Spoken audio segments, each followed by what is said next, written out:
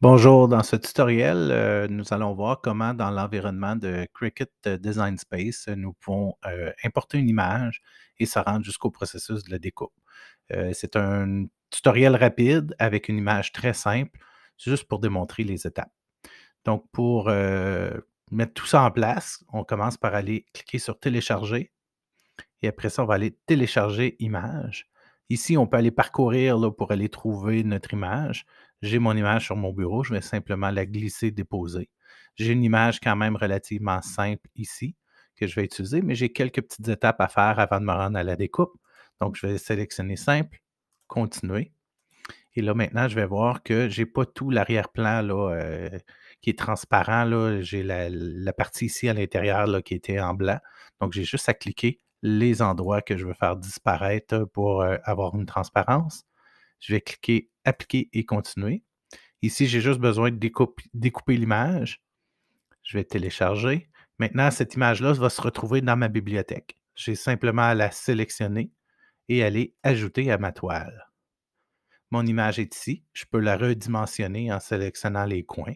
J'ai toujours aussi différents outils là, dans ma barre d'outils en haut. Je peux même marquer la taille souhaitée. Si jamais vous voulez conserver les proportions, juste appuyer sur le petit cadenas ici pour le fermer pour s'assurer que lorsqu'on change un chiffre, la proportion va être conservée.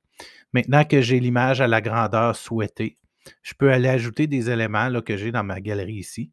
Je vais rajouter simplement un peu de texte pour le faire. Donc, je vais appliquer. Là, j'ai mon agencement que je veux avoir. Remarquez ici qu'il y a deux couleurs différentes. C'est reconnu comme deux objets différents pour la découpe. Ici, je fais un processus quand même assez simple. Donc, avant de me lancer dans le processus de découpe, je vais aller faire un carré, tout simplement en cliquant maintenant mon clic. Je vais sélectionner le tout et après que c'est sélectionné, je vais venir en bas ici et je vais sélectionner Attacher. Et là, maintenant, c'est considéré comme un seul objet, là, un groupe de plusieurs objets. Très important de ne pas utiliser la fonction grouper, mais vraiment la fonction ici attacher. Maintenant que j'ai mon agencement, je suis prêt à aller faire la découpe. Je vais aller sélectionner mon type de machine que je vais avoir, qui était la Maker 3. Si jamais je ne l'ai pas choisi, ce n'est pas grave. Plus loin, je vais pouvoir choisir encore cette machine-là. Je vais créer. Et là, il va me demander si je veux. Ici, je veux sur un tapis. Mon tapis 30,5 centimètres par 30,5 centimètres. Et maintenant, si jamais je voulais faire un transfert à chaud sur un chandail, par exemple, il ne faudrait pas que j'oublie de le mettre en miroir. Dans ce cas ici, c'est un simple vinyle, donc je vais enlever l'option miroir. Je vais continuer. Il va chercher ma machine, donc m'assurer que ma machine elle est branchée ou elle est reliée par Bluetooth. Ici, il a reconnu ma machine.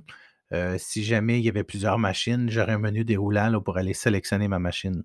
Après ça, je peux aller soit parmi les plus populaires.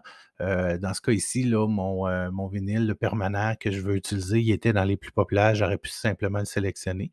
Sinon, vous pouvez aller parcourir tous les matériaux et prendre la catégorie vinyle et vous allez pouvoir choisir après ça le bon là, qui va avec le type de vinyle que vous utilisez.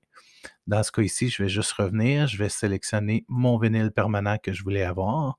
La pression, normalement, c'est je vais prendre celle par défaut. Vous pouvez toujours aller donner un peu plus de pression ou un peu moins de pression, dépendamment du vinyle que vous avez utilisé. Puis, si vous avez eu une expérience là, euh, préalable avec ce type de vinyle-là, peut-être que des fois, vous allez vouloir en mettre plus ou en mettre moins. Je vais le conserver par défaut et maintenant, je n'ai qu'à suivre les étapes à l'écran pour compléter le processus à l'aide de la découpe. Donc, bonne découpe.